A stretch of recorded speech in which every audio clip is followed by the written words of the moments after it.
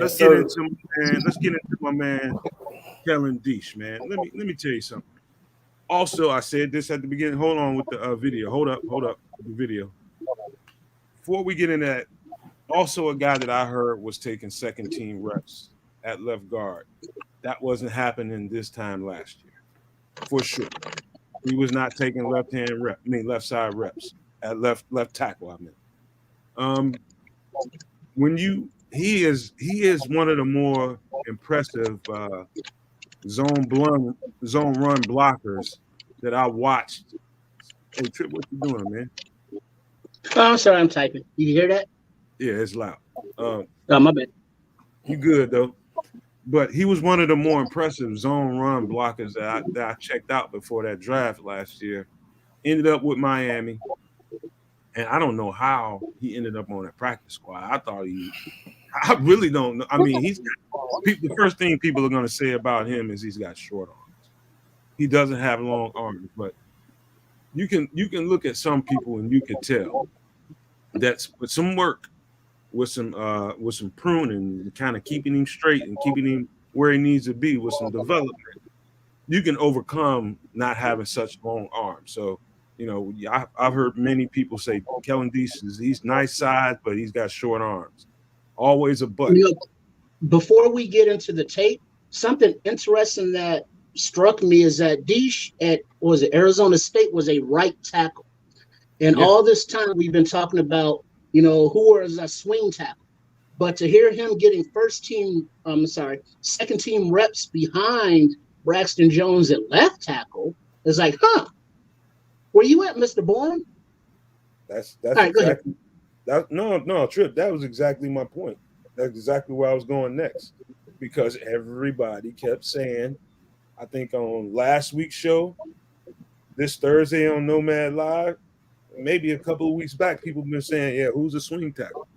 I'm giving you a clue as to who they would like to be the swing tackle, and I would say that Kellen Deesh might be that guy. They haven't put the pads on yet, but again, remember, they've been watching him develop for a whole season. All last year, they watched him develop, and maybe they feel like they have something. For sure, they're going to put him out there and see once the pads come on. And so, I don't expect him to play bad. I expect him to perform, because what you're going to see right here on this tape.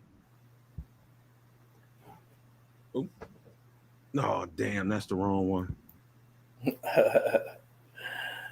Okay, let me see here.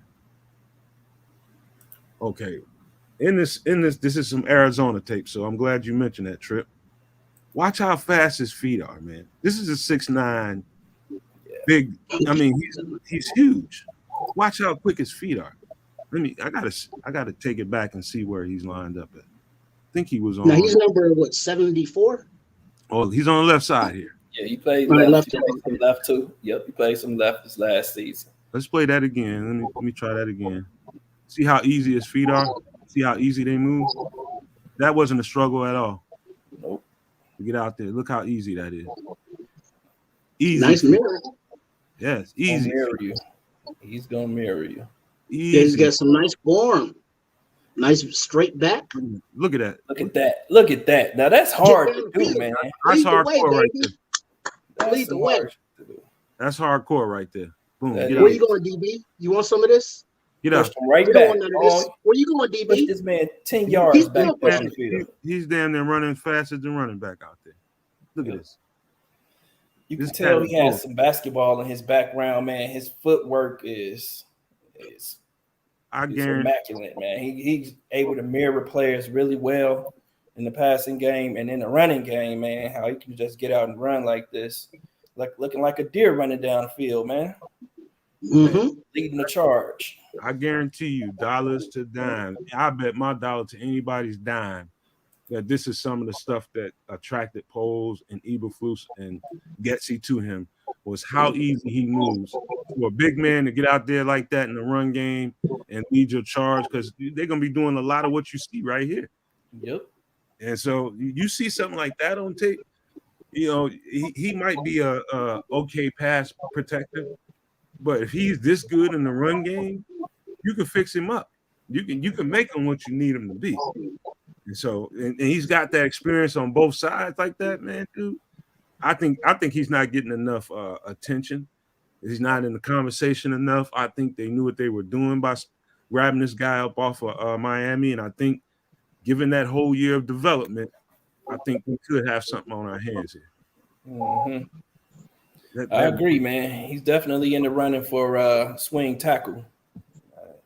I think after a year of development, I think Miami thought that they were going to be able to stash him on that practice squad. You know, a lot of teams do that.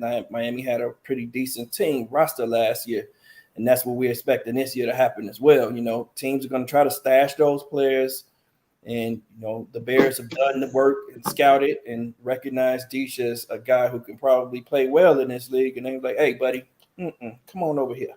We got a spot for you. We got a spot on the 53 for you right here. You can sit down. We don't even need you to play right now. We're going to sit you down, help let you develop a little bit. We got CMO working with you. We're going to get you on this strength program, and you're going to be all right next year. And that's what we're expecting to see.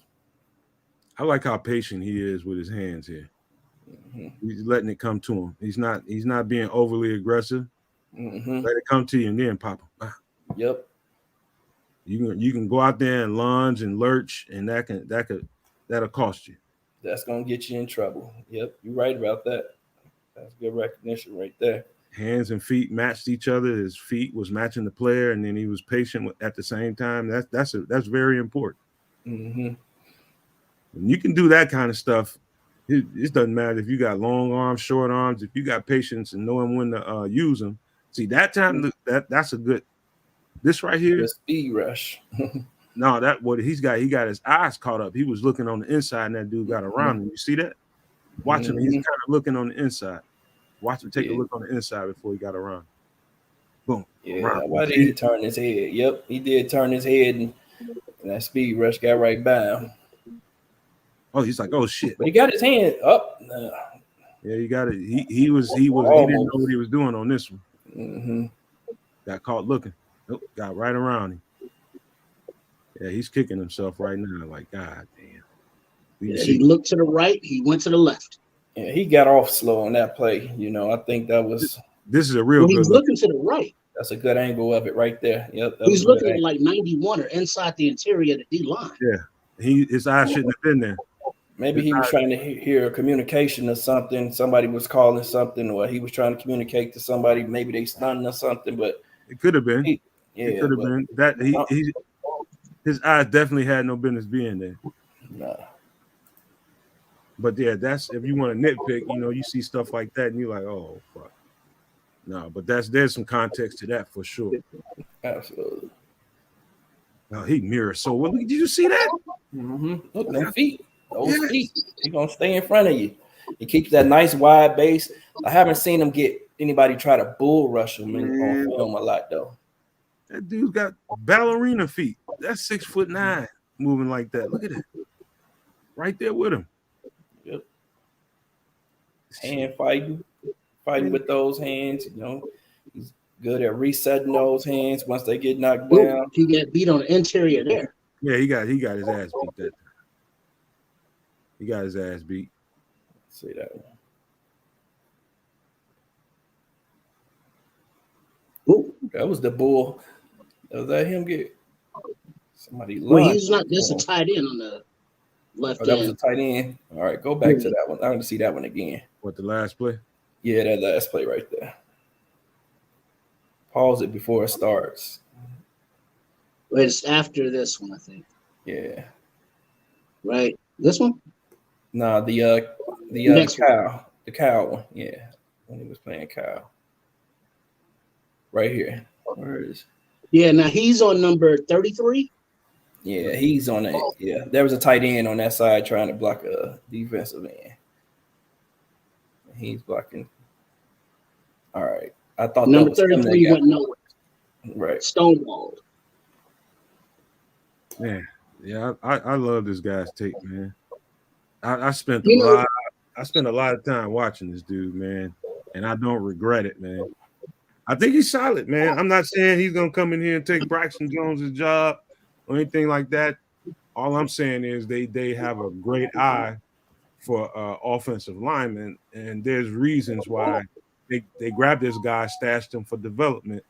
Is if you saw nothing else on that tape, you know you have some really nice feet. A guy with some really nice feet, a guy that's really patient with his hand, a guy that can really run block and move in the run game. You know what I mean? That's a trifecta for a coach and a scout to say, you know what, let's work on this guy and get him where we need him to be. So kudos to Kellen Deisch, man. And if you're watching the show, man, I can't wait to see you in the pads, man. I've been studying you. I'm gonna keep talking you up until you give me a reason to talk you down, man. You're gonna get nothing but positive vibes at the Nomad Network so long as you keep going out there doing what you're doing. We believe in you, man. So kudos to you, bro. Yes, sir. Cheers to you, bro. Good luck to you.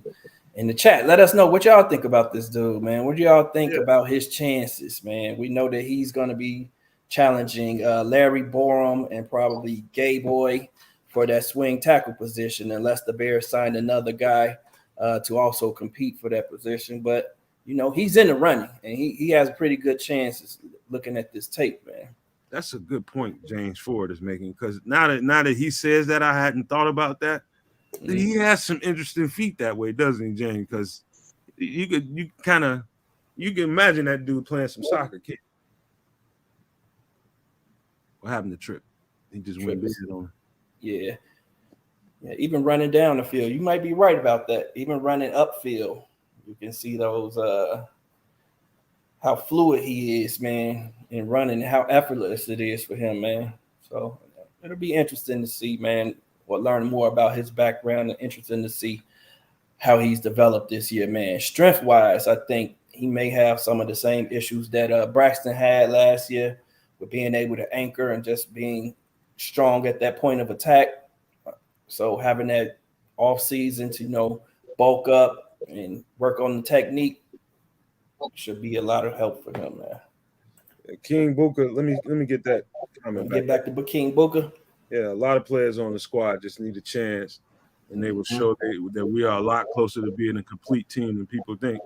King, man, you speaking my gospel, man. You're gonna hear that from me more times than you're gonna hear anything else, man, dude. It's because you don't know these guys; they are not a known commodity to you. Don't think these guys can't play and they can't perform. You don't know what these coaches have been seeing behind closed doors. Reporters can't go to every practice, man. There's a reason why they got these dudes on the team. So just have some faith in their in the scouts and the coaches, the GM. I think they know what they're doing, man. I think they're gonna prove that to everybody this year, man. They got some talented dudes on this roster, man. You know, I'm not gonna keep beating the dead horse, telling you guys that I watch a lot of tape, but I watch a lot of fucking tape. Right? A whole lot of fucking tape, and I'm telling you, they fucking talented, man. So stop letting people get you off of your mark and rooting for your team, man. Have faith in these guys. Tell them Nomad told you these motherfuckers gonna be good. I'll stand up for you. You know what else stands out about what the Bears are doing now that I didn't see a lot of in the past? In the past, we would just draft players because they were good. Now it seems like we're drafting players that fit our system, that people who might not think are really good, you know. They not think he's good, but he fits our system. You know, this is a guy who can move. Our offensive linemen have to be able to move. They have to be able to get out and lead that charge. All of our offensive linemen are able to do that right now. We just saw Dieter Eisman do it. Now we're seeing Kellen Deisch be able to do that. So, you know, these are guys that fit our scheme. So they're going to be coached up well. So I'm going to believe in it until they show me that they can't do it, you know?